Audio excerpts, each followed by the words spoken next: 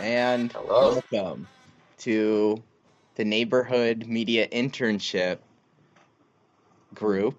And today we're doing a podcast. We're doing another installment of a media review podcast.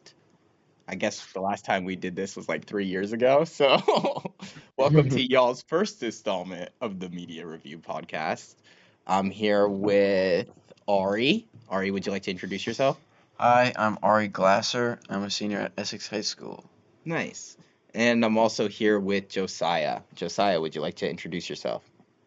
Hi, I'm Josiah Oak. I am a 1-year veteran of the Neighborhood Media Internship and am currently in stasis. Nice. Well, thank you for being with us, either in person or virtually, or listening to our podcast. Today we have an exciting topic for you. That topic is, does anyone want to say what it is? Our topic is how we can use media to speak truth to power. And Josiah, when you first heard Ari say that, what immediately came to your mind? What came to my mind was actually, okay, I know this is gonna seem a little bit on topic and off topic at the same time, but it reminded me of that same YouTuber that we were talking about, which is FD I'm not gonna go too in detail of what it specifically talks about, but I did remember. Uh, it made me think of sort of the way that when we make media and how it influences people's opinions, and more so how that in and of itself can influence action. It kind of, I don't know. Sometimes I'm wondering, and I think to myself whether or not media can cross that line between just entertainment, of education, or just something that can educate us, or if it's just something that we can just watch and kind of turn our brains off and do, versus if it's something that we can actually use to be able to educate, or if it's something that has a greater impact on the wider world. And honestly, the more I thought about it, the more I started thinking, the more I started kind of building the opinion that I think I might actually have the ability to do that. I think I might have the ability to change things substantially. And yeah. So, I mean, just to I fully understand what you're saying. Like, you're basically Yeah. saying that, like, you think, or you were confused originally whether or not media could be more than a thing to entertain, but it could also, Yeah. I guess you're also saying it could also have a purpose of being the action sometimes. Yes. Okay. Yes. Like And instead of also, I someone think being it like, has. instead of just Mhm, inspiring action, mhm. it's also, it could be the action. Yes, exactly. Yeah, more so than just inspiring action, I think it can be the action if made, and if made with the right intent, and also if it has good enough points, and it has enough, for lack of better words, kill power, if that makes sense. If it has enough evidence, if it has enough built-in ability as well as sustainability in terms of facts and in terms of evidence. I think it probably could. I think if made really well, I think it could be used genuinely for impact. Like a really good, like a well-timed, well-made video for the right cause, the right time, at the right place can really, really, I think, do some important things, if that Um, makes sense. yeah, that already is taking me a lot farther with this topic than I thought we were going to go, but I want to pull back Yeah. and give Ari a chance. Ari, same question. What do you think when you hear speaking truth to power, or Um, using media to speak truth to power? yeah, I think of just how many social causes, how many movements have been, um, accelerated and pushed forward and helped to succeed through the media, in any form. There was like 600 years ago, there was the Protestant Reformation, and uh,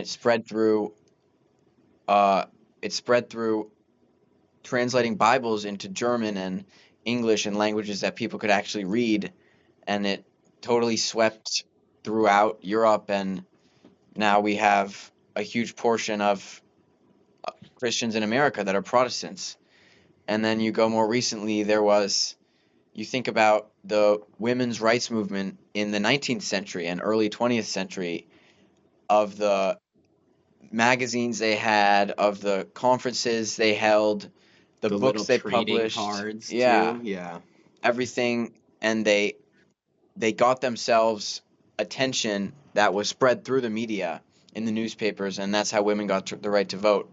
And then just in the last few years, we've had the 2020 Black Lives Matter movement, which was, of course, a lot of it was physical, in person, going out and protesting, but then a lot of it was how people only knew to protest because the media, it was all spread through social media, and there was a lot of positive change that happened and reforms that were able to be enacted. And then, there's just so many movements, especially nowadays. The No Kings movement, they're all through social media, and that's how media, especially social media, is currently, I think, one of the main ways that we can drive social change and even political. Zoran Mamdani, one of his main strategies was using social media to gather attention, get people to go out and vote, and that's how he became the first Muslim mayor of New York City, and or about to be mayor of New York City. And it's really been, I thought it's been incredible how he used social media to, that was really his main drive, I think, towards being elected mayor.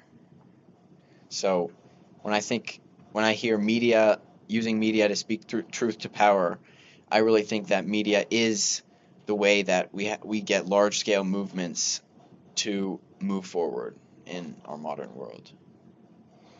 Hmm. Wow. Yeah.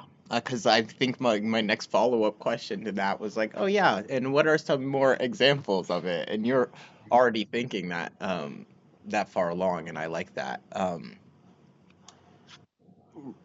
Uh, let's pick apart some of those more examples, because like to me, there is social media that is used to like help bring people together, but how much of that is under the guise of feeling like they're doing something that's um feeling like they're speaking truth to power, right? Like if we go to have a protest and say we have a protest in front of the White House, do you think that the president is really hearing what we're saying, right? Like um and that's also, I think, through my time doing activism and that kind of stuff, is where it becomes really difficult for me, is that there is this idea of optics of who you're trying to talk to, and then there's also like what's the message, what are you trying to accomplish, and a lot of times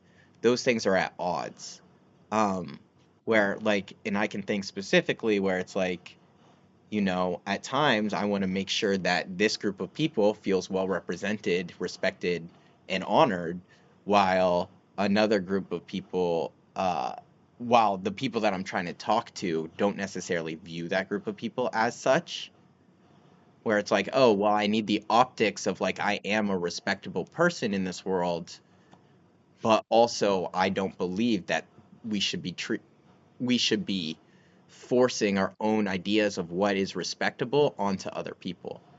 So Mm. so that's where I'm like, okay, so I think it's social media does this thing, especially with like the No Kings protest, where I feel like a lot of people went out through social media, were so inspired to feel like they were doing something and they were speaking truth to power, but it honestly felt like they were speaking, speaking, speaking, and a lot of that just fell on deaf ears. Um, Yeah. Yeah, I think one danger of social media is that it allows us to look at the see the current big movement that's happening, and then get in an uproar about it and post about it and maybe even go out and protest about it for a few weeks, a few months, and then kind of forget about it. And then in the end, maybe it even made traditional media. Even the traditional media talked about it. It got on TV, it was in the newspapers. But a couple months later, you look back and that movement that everyone was saying, like you were saying, speaking truth to power, was really just speaking and nothing came of it. You're right.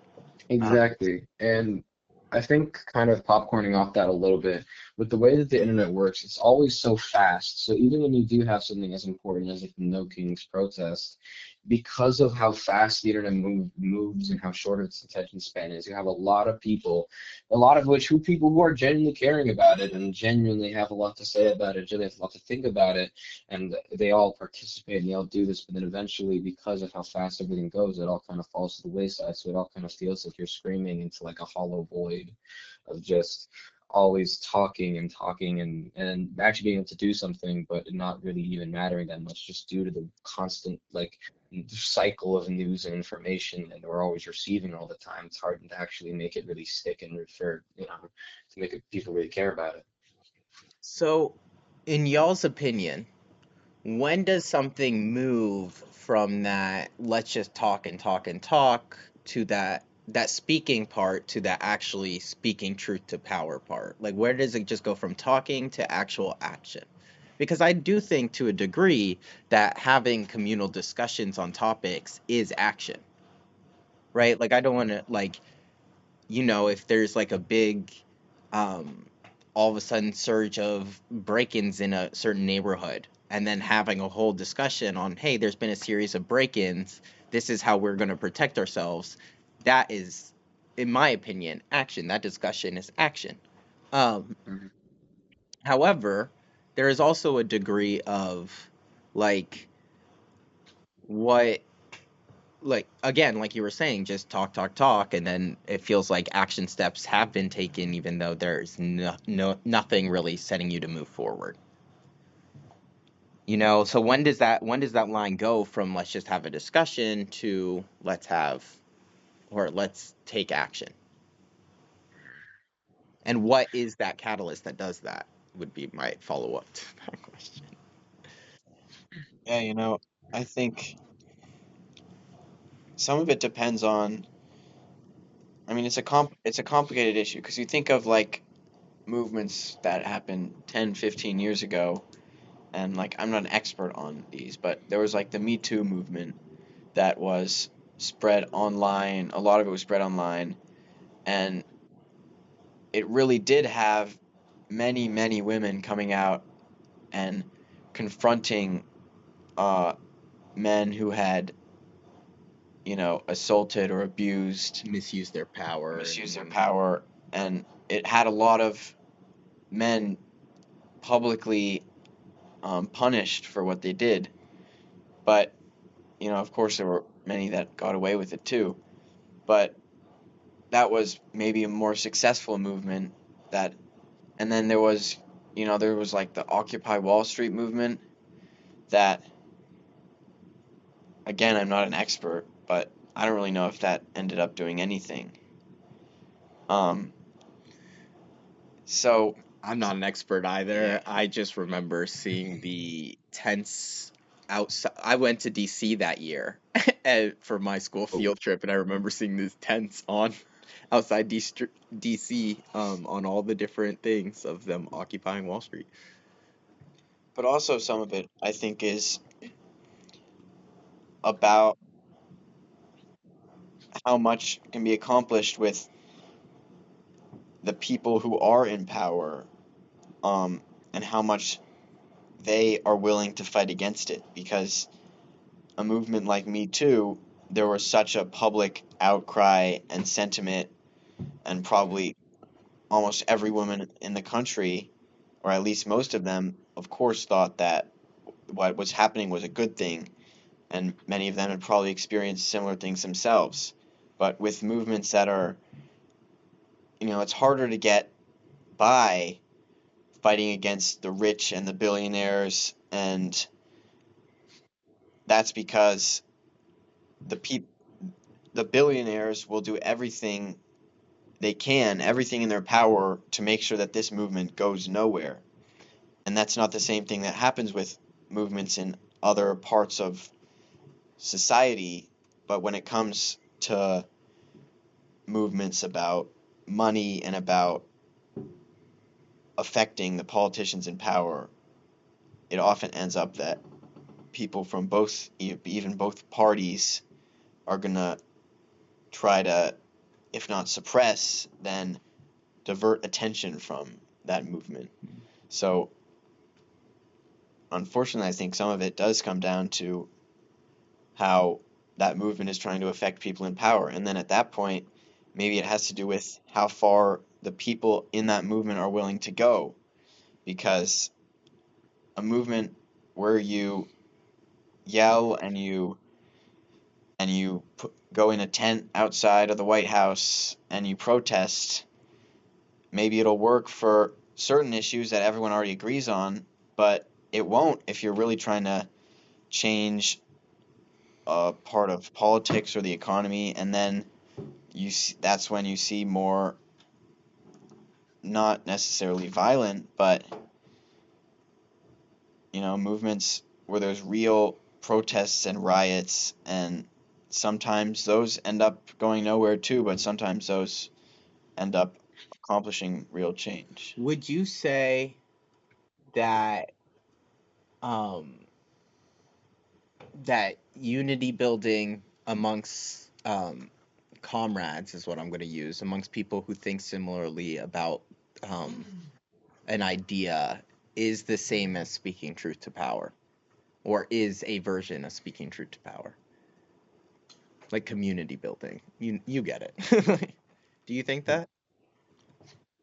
Um, yeah, I think Because like we could maybe make it. it's even. The reason why I'm asking this is because we can make a video right now that might inspire more people who are more poised to think like you, to community build with you, right? Versus, but that might not actually speak to, say, you have a beef with, I don't know, the school bully. Who knows, right? But that might not get the school bully to want to actually community build with you for solutions, Yeah, And yeah, I think maybe community building, not necessarily by media or by social media, but by local media and by and in person, is maybe the best form of speaking truth to power, especially, because as you said, you can make a video, put it online, and then everybody who agrees with you will say, wow, good job, and you'll all compliment each other and rile each other up, but you haven't changed anybody's mind, and you haven't brought anyone new into the conversation. But when you have meetings of local communities and you get a community together and to agree to move forward on a certain issue, that's really the foundation for speaking truth to power, like you said. And that's when you can start going to media that will spread your message nationally and internationally. But you've already built a foundation where people who don't necessarily think the exact same way can agree on this issue that you're fighting for. That's gonna get into something I have planned a little later. So thank you for being as brilliant as you normally are. Thank you. That response. I didn't come to that conclusion, but I really appreciate that response, because I'm like, yeah, I guess that is all part of it. I mean, that's what we're doing here too, is that using community media to continually build, like using the media to continually just build connections through the community, and maybe one day those connections will blossom into something that is world changing. But right now it's really just about building the community. Yeah, Josiah, do you want to jump in? Yeah, sure. I agree with almost everything you said.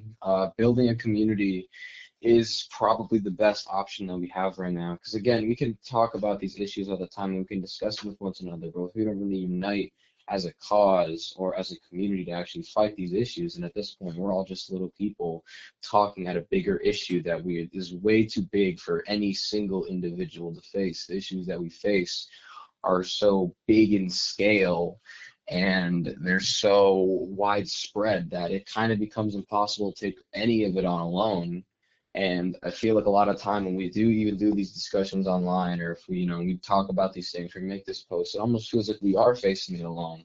But if we kind of like But if we take each individual as a community and we kind of all gather together and share ideas and share our goals and discuss these issues and are able to find common ground, at least somewhat, not completely, but somewhat enough to drive a full message, then I feel like we have a way better shot than we would otherwise of actually making important and lasting change in the long run.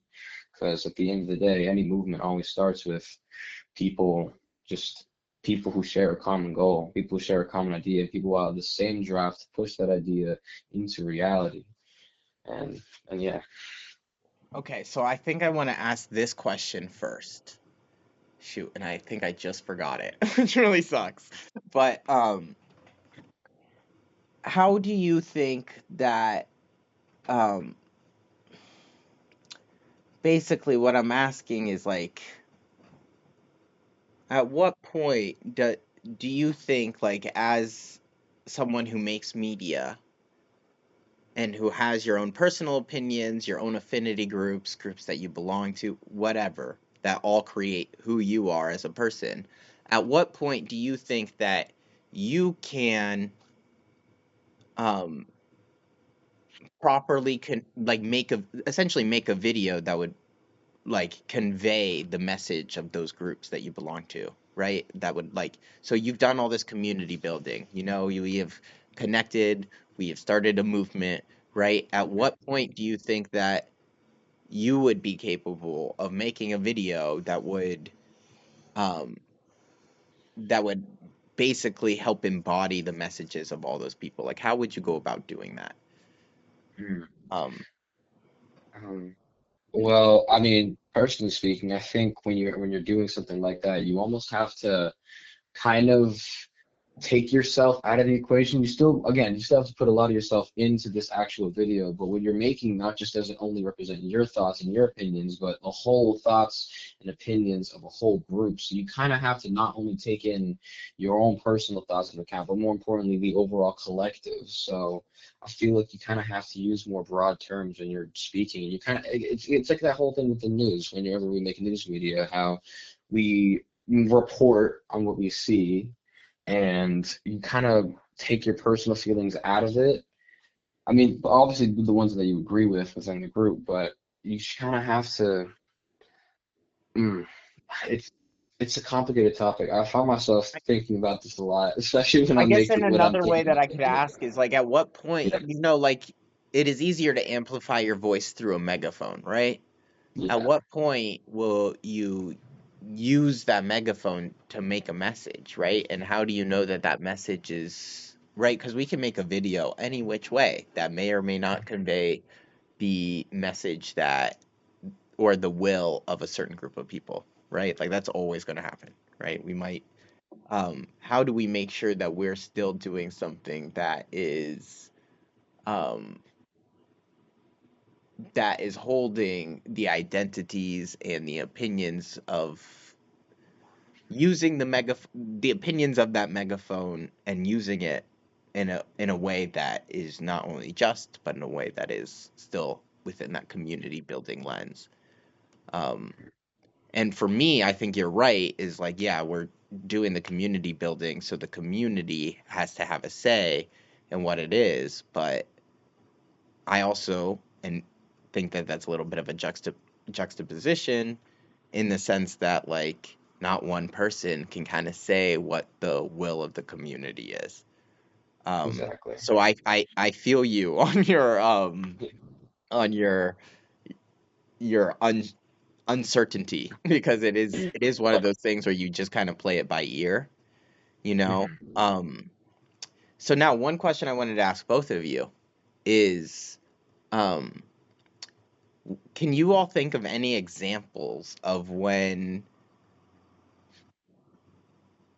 can you think of bad examples of when people haven't done or haven't held the message of community to the same standard as the community itself, or have purposely used this tool to mislead the intentions of communities, um, have not spoken truth to power through their media?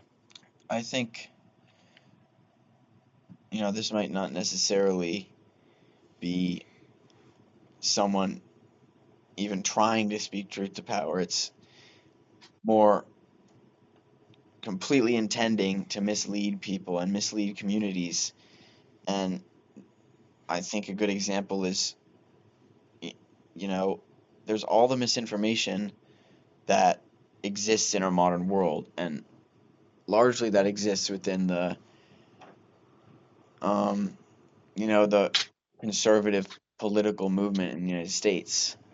And one good example maybe is um, vaccine skepticism, because there are, it's interesting because to me it seems like the people, many of the people in these movements, they don't have any motive to convince people and not to take vaccines or to give their children vaccines or to fight against vaccine mandates that really have been medical practice for decades, that are saving thousands and millions of people, and they don't really have any motive besides just to mislead. And that's the danger of social media and any media, that people can see so quickly and be exposed to only one side, and maybe they're only getting their information from one source of media, is that they can fall for the that just completely false information that's being spread by, if a lot of it is being spread by other people who fell for false information. And Can you name something specific? Because like I see what you're saying, but I think I'm struggling here with like, can you name I something like think more I specific, like in the sense of like, I don't know, something that maybe RFK has said, or I mean, or I have one right now. Trump's tweets about Tylenol, yeah, yeah right? I think that, but Trump is already in power, and so like that's why I'm like, oh, he's just kind of he's it's like the king making a declaration, right? Like he's just kind of yeah. so It's like um whatever. because yeah, if we do look at like the Maha movement, a lot of those people are dynasty people. Like there's a lot of nepo babies in that movement. Um and which there isn't a lot of movements, but that one specifically. Shoosh. So um hmm.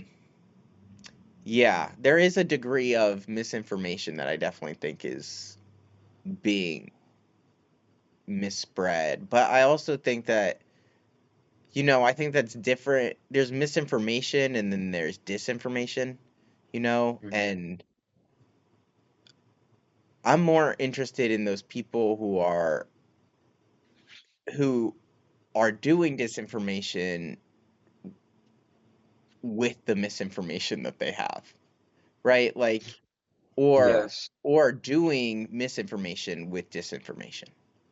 yes. I I think think that is the weird blend that we're having when I'm like, who have people who have not done a great job at conveying the community that they stand for's message, right? mhm. And one example I can think, I mean, if I wanted to do one more recent, I could, but actually, I'll let Josiah answer that question too, and then I'll Okay, have so no, I definitely know that I don't have an example quite as good as yours, but I kind of get the gist of kind of what you're talking about in the sense of like, you have this community that has this idea, that has this thing that they want to say, and yet when they actually go out and say it, due to either misinformation or disinformation, the information either doesn't, as it occurs, doesn't come off as strongly, or it doesn't come off as actually well informed as it does, so it ends up making a lot of holes in it. And even if the cause is well intentioned, because of the fact that it was so poorly said, and the actual cause ends up going nowhere because of the actual holes and all the arguments and all the other small things that kind of poke a bunch of issues through it and kind of flood the whole thing. Is that right? Is that kind of what we're going Yeah, for? and Or there's definitely movements like that a lot, right? Where where information will like misinformation will spread to the point where it might have a reverse effect optically, than what was initially said by the information, right? And that's where I'm like, it's hard to think of examples when someone's like, "Can you think of examples?" So I get it, and I did kind of put y'all on the spot. I have a few ideas, but honestly, some of them are about some really, really traumatizing moments in society, and I don't think that that is fair for us right now. Um, I don't really want to go through unless y'all are open to that, because there's a certain image of the Vietnam War that's been floating in my head recently. Oh, Um, and it's interesting where it's like from the as here, I'll send y'all the image. Give me a minute. Um, give me 1 minute.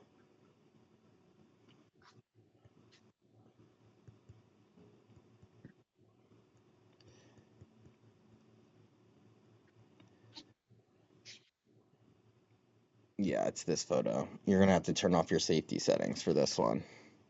okay.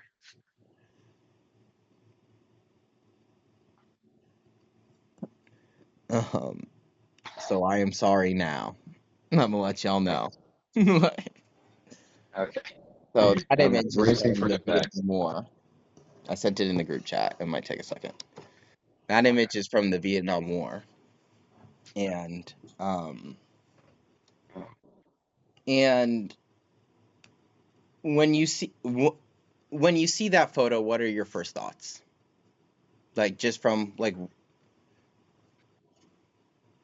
Well, I'm wondering who's who. I'm not sure if you know, but I know a lot about this yeah. photo.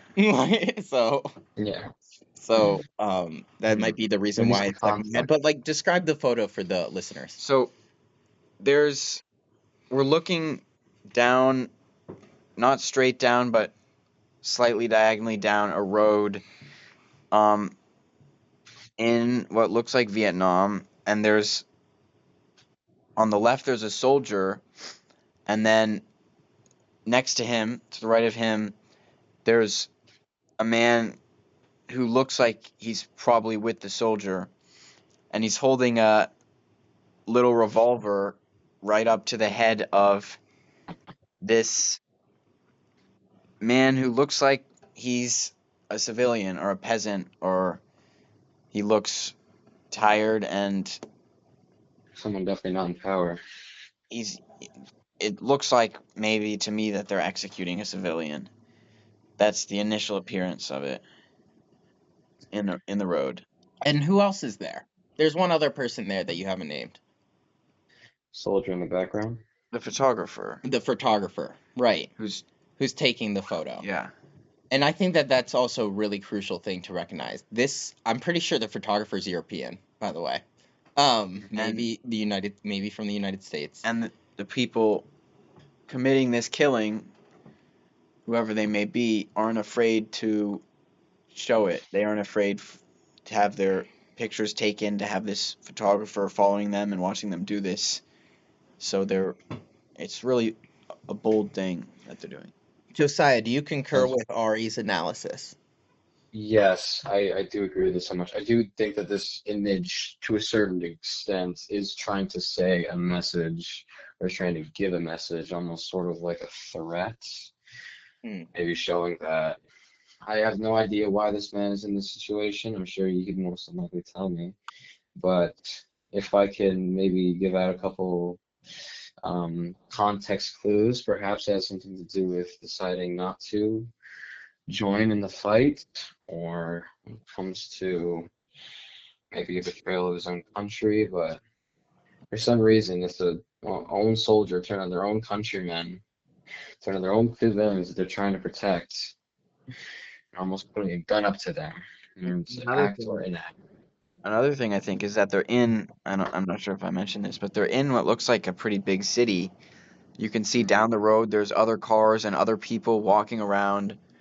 So it's not like they took this guy out to The like middle of nowhere. out in the woods or out into a rural road. They're just doing this in broad daylight in front of people, in front of a camera.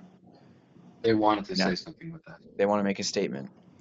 Yeah. And if you're the photographer, what do you think the purpose is of taking a photo like this? I'm gonna ask you this one last question, and I'll tell you the history. So thank you for Well, going through this exercise with me. in a way, I think it's funny that, I mean, of course you planned this, but it's interesting that we're looking at this image while we're talking about speaking truth to power through media, because in a morbid sense, that's what these guys are doing by making this statement of executing a guy in broad daylight in front of a camera.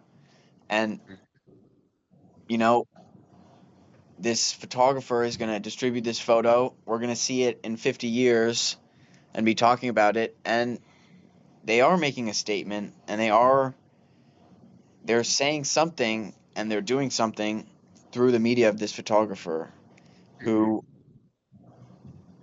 he's just here. He's to document, what's happening, to show, maybe to expose atrocities like these that are happening in during the war. Exactly. The demonstration of the kind of situation that we're in and capturing a moment in time and showing sort of the consequences, or showing the uglier side of this that a lot of people wouldn't get to see otherwise. Just being able to capture a moment like this and be able to distribute it out is in and of it a sense of sort of like Ari said, it is speaking truth to power, even if it is pretty morbid. And I'm assuming it couldn't be easy for the photographer, but to capture that image, it means more than just taking one single picture in an event that might be throughout history. It's something that perfectly captures and says all you need to know about, well, not all you need to know, but gives a very important part of information of what you need to know about this war. And it educates so much people without even having to really even say anything that directly. It just demonstrates, and it just shows you without doing any, and it almost from an objective view. It's not, it's not like, framed in this like horrifying. It is horrifying, but it's just showing you what it is. I'm not trying to sway your opinion in one way or another. Just showing you what it is. And I feel like that's a big part of speaking truth to power, is showing things for what they are and displaying that to as many people as you can. So I thank you, both of you, for really taking the time to look at this image. It's not easy at all. Um, I do want to give you the background of this image because, well, what I find so interesting about what you all are saying is that, look, like if this photographer is taking this to capture the moment, to really show people, report on it back in their community halfway across the globe, then they, like, it's interesting to feel like, do you feel like they did that job? Yeah, Yeah. we're talking about it. Yeah. That's awesome. Okay. So, this image is really, really sad for a lot of reasons. So, you're looking at two people. The soldier, I'm not sure about, but the man holding the weapon and the person he's pointed at. The person he's pointed at has been beaten after it has been discovered that he had spent that morning torturing over 30 civilians.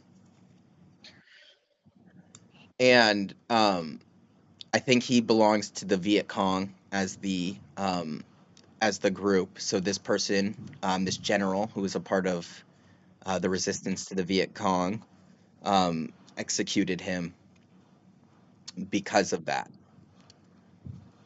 This picture is awful, not only in the sense of what it's capturing, but also of how poorly it explains what's going on. It looks like they're executing an innocent civilian. Right. But no, they're Yeah. actually executing someone who was also in power. So like, right, and the reason why I bring this up is because you all have a wonderful opportunity to use your camera to speak truth to power. And for us, as Americans, as beneficiaries of the result of this war, right? Mhm. Like, unfortunately, that is the case. Um, that this wasn't explained well enough to us. The truth that this image holds was not explained to the people well in power. And I think that's I think you two do a wonderful job at not only really exemplifying the fact of, because when I saw this image, I had no idea what's going on. I had to go look this up. Like, I was like, what's going on? And that's why I brought it to you all, is because I was like, I think you all would also have a similar response. Yeah, Um, that's the frame. and it's just really unfortunate. And I think it's just, you have this person who's not Vietnamese coming in here taking a picture of this whole community to represent the horrendousness of what is happening, right? Nothing about this picture is good. From what's happening in the picture, from what got us to this picture, from what happened after this picture, none of it is good.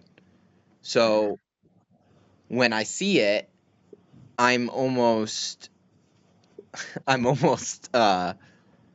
just in absolute disbelief that this image is one of the ones that we really remember from this war as a society.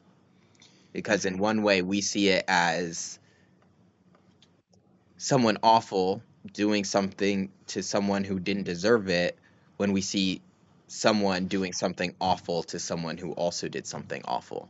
And right, like, you can come to your conclusions about what is right and what is wrong in this image, but the photographer said himself years after the fact, is he said there were two guns in this photo. One was the gun in the dude's hand and the other one was his camera. And he said there were two shots taken and two lives ended. And the person, the general who executed the guy, was still harassed about this photo and that execution until he died in the night. So the reason why I bring this up is you have an incredible power. And if you get it wrong, right, with great power comes great responsibility. I'm cheesy as hell. But, like, if you get it wrong, That's right. you can really do some serious damage to people who realistically were already going through their own challenges, right? They already had their own things to deal with. And Yes. I think it says something important more broadly about how important context is when you're, taking pictures or videos. And all the time we see images in the headlines of these crazy things going on that are so zoomed in, and you don't know what's going on, and it provokes a complete, like, a knee-jerk emotional reaction about this or that. And when you're making media and when you're trying to speak your truth to power, everything that you capture and that you say, you have to make sure that people watching and listening to you really have the tools, and you provide them with the tools to fully understand for themselves what's going on and what they're seeing. Yeah. It is up to us. It's a big responsibility. There's a lot going on. I'm sorry, Josiah, I didn't mean to cut you off. Oh no, sorry, my bad. I just had a small thing. It was just essentially, I just, more that this image shows me is just that the framing and the perspective of what we're doing is a lot more important than sometimes I think even we ourselves may realize. And so I think it's a big responsibility to that kind of goes back to that question that you were asking earlier, and I think it had something to do with how does one show the ideals and show the goals and the desires of a community as one person through your media. And I feel like a lot of it has to do with framework and perspective, you know what I mean? Framing things, and not more so in the more nuanced light that they normally find themselves to be, and kind of trying really hard not to limit your focus, just trying to divert the attention by misinterpreting something or by only focusing on one point. Because this whole thing, it reminds me of another recent situation that I don't think I'll bring up now, but I think you both kind of know what it's about. A recent situation that was very controversial for both sides, but a lot of it had an issue where one side had sort of the right idea and what they're trying to say, but because of the way that they were saying it, or because of how aggressively they were saying it, it caused a lot of people on the other side to kind of like, try to like almost like minimalize their points to just being murderers, and to just Oh yeah. minimalizing all of their actual genuine thoughts and points of this issue, and just boiling it down to them being oversimplifying it and taking the easier part, or with the easier to understand part of what they're trying to say, and trying to belittle their point by just calling by That's a calling good them murderers. example, and I think if we were to talk about that, if you want to, we could talk about Miss Rachel.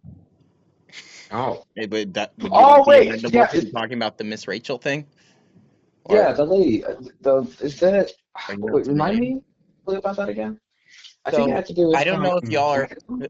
so I don't know if y'all are familiar with the Anti-Semite of the Year awards. Yes. I didn't know this And was like an official thing, but and it's so the whole thing about this award ceremony that's frustrating to me is because people who are genuinely anti-Semitic do not actually appreciate winning that award. mhm. And it pisses me off because Candace Owens literally sat there last year and she released a video saying, I want to thank the Academy because it was her with Hassan Piker and like a few other people. And I was just like, really? Okay. Candace Owens, maybe.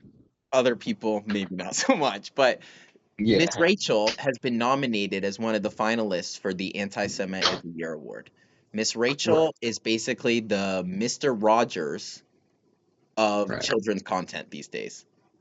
right, yeah. And She's the like, reason why she is up there is because she said she doesn't she she said uh she wants to be a place where all children can be fed and healthy and happy, and people got really frustrated with her by that.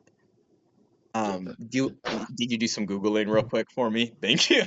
yeah, I Um, got you, I got you, I got you. because it's R&D. hard for me to type while I'm also thinking, and trying to All right, explain. let me look it up. But so right now there's a lot of drama because a lot of people online don't understand why Miss Rachel's face is on there with Tucker Carlson, Mhm. who is arguably pretty anti-Semitic, and Nick Fuentes isn't on there at all, who is anti-Semitic and very proud to be, right? Or even Mhm. Candace Owens, who is also very Yeah, proud to be anti-Semitic. So like, yeah. why is Miss Rachel on there? So I think that is so what's really interesting is the organization that posted the group, or the organization that posted the picture and the picture of the finalists and everything.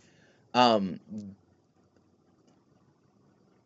the reaction to how seriously people are taking anti-Semitism now is not as high, and I think it's also partially because Miss Rachel is on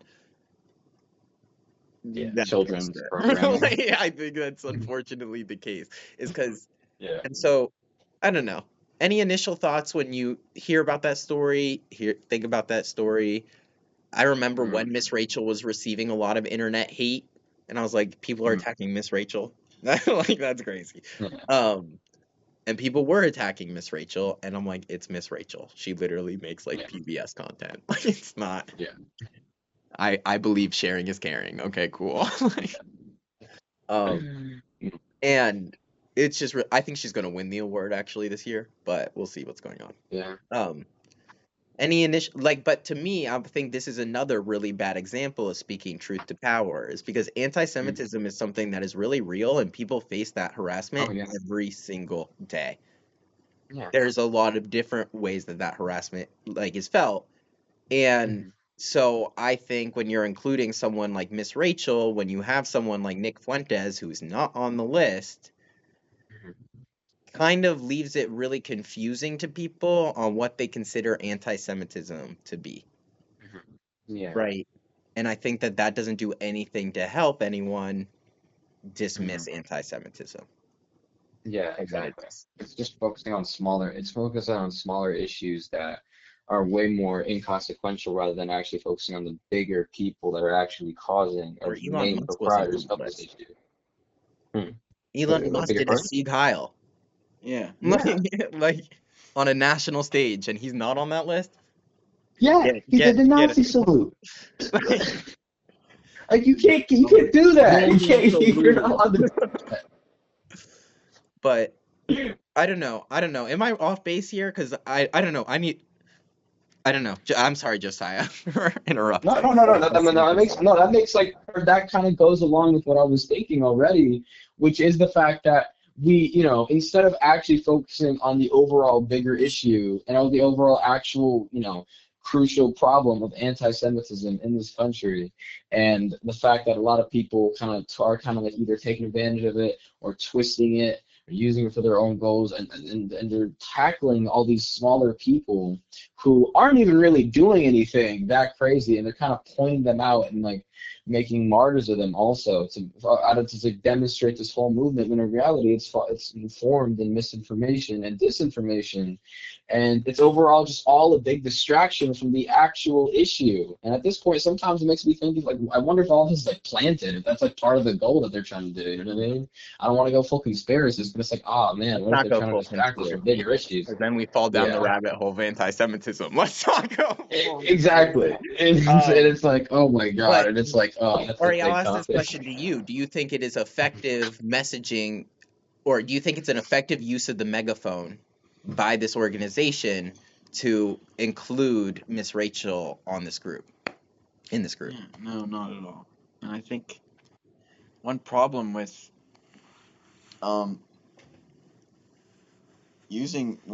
having so much media and so many groups and using media is that often there's many groups that don't do it the right way and are so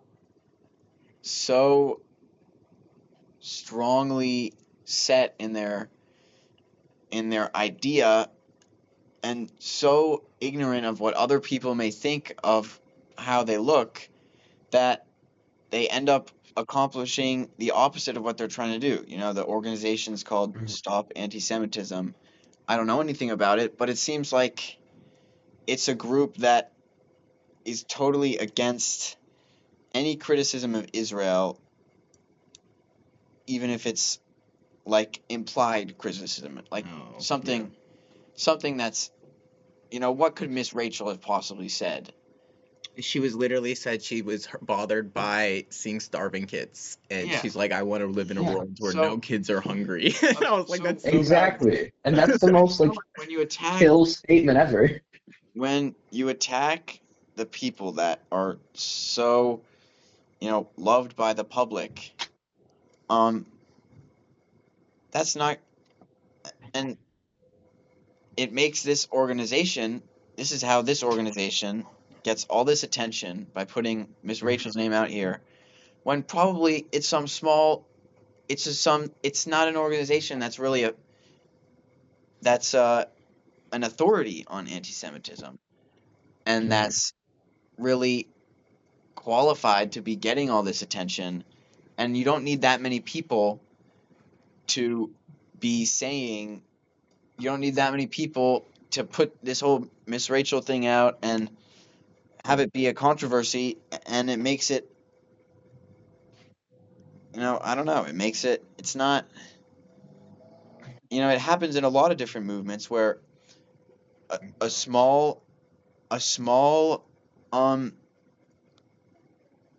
like minority of people will go out and say something that really the rest of their movement doesn't agree with, and that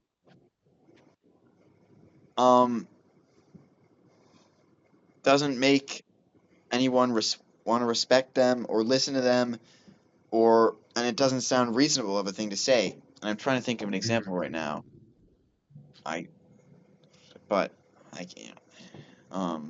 No, I see what you're saying there, and that's kind of what I was trying to get at earlier, is like there's an optics thing that's going on, and of course you want the views, the clicks, you want to get your message out as far as possible, you want the most people to But see then you it. need to be actually saying what you want to say. Right. Exactly. Versus trying to make it muddy about, oh, Miss Rachel did anti-Semitism, and then Right, like a lot, like I'm sure Yeah. there's going to be a lot of parents who have preschool age kids who are like, oh, let's not watch Miss Rachel anymore.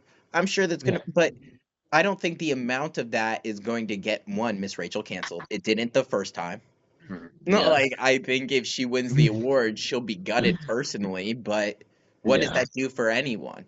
Right? Candace Feel Owens is very thankful. proud of herself, right? Like Yeah. there's certain people that are really proud to win that award, and Yeah. it has kind of made it where to you, I think to both of your points is I think it's ineffective because it's made this kind of like almost a joke, right? Like it's Yeah. like there's an award ceremony. There's like Yeah. if I was to give um Most racist person yeah, award most goes racist to person awards, the racist person's gonna won that award.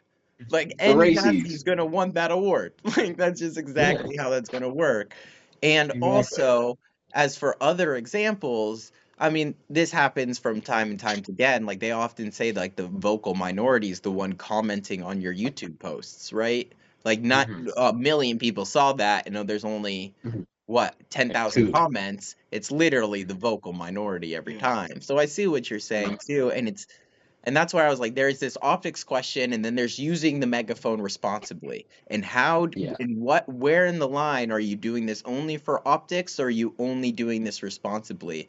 And Hmm. and I don't know how effective it is to have a megaphone to speak truth to power as much as it is to have a phone call Yeah. or to make a public comment to speak truth to power, Yeah. because you don't need a ton of people to hear it. You just need those specific, right? Yeah. So, I think I hope all of those two examples I gave you for this discussion has kind of helped Mhm. see where it's like, oh, this is where this is ineffective, but now I want to talk more Yes. about effective ways to do so. Yes. Well, we got a little bit of time. So, let's talk more about effective ways to speak truth to power. In what Yes. ways? So, yes, there's a national stage, but let's focus more on Vermont. In Vermont, what ways Mhm. and options do you all have to um, speak to people to power? Like, I think a healthy way is to always start in what you want to say to them, right? Like, what do you want? What do you want someone who is a decision maker in our community to know? Which is a big question. I know that's hard. Like, I know that's hard. Hmm. Hmm. Wait, can you ask that one more time, What would you real quick? want a decision maker in our community to know? Well, I mean, not necessarily me personally, but I know recently there's been a big thing about the dorms at UVM. Yes.